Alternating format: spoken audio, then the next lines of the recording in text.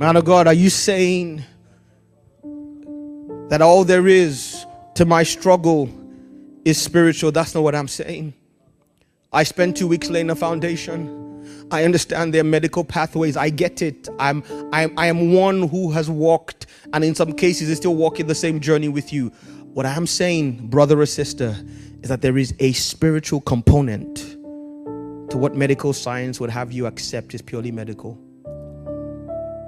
I'm saying that, like the disciples in the boat, the reason for the spirit of fear is not just an emotion, is that there is a presence of something that is covering your boat. And I know you know, if you were to look beyond your intellectual mind, you have suspected this your whole life, that there is a sentient component.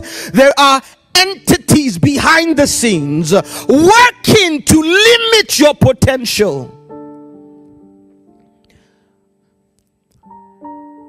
You can map Tony, I'll give you an example. No, I don't want to make this about me tonight. But see, anything that follows a amasariakata, that's why you should journal.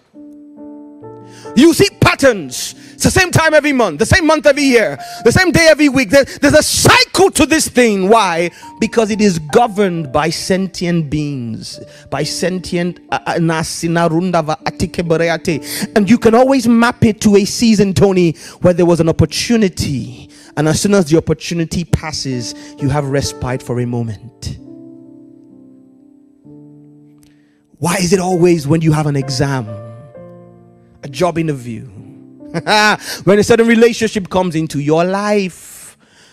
If you intelligently survey your past, it'll give you keys as to how to fight in the future. So God tells us through Paul that the weapons of our warfare are not carnal. So he's saying, ladies and gentlemen, dealing with your mind is not carnal. Don't let any preacher tell you otherwise.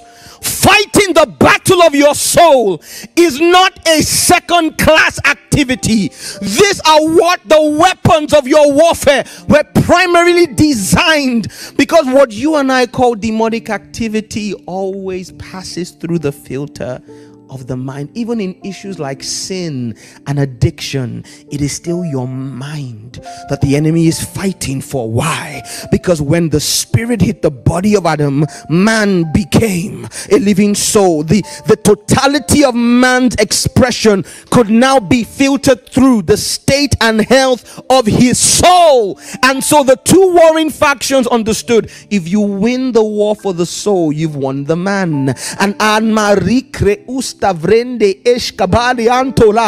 the immutable, indefatigable, infinite power of God is now limited to the filter of the health of your soul.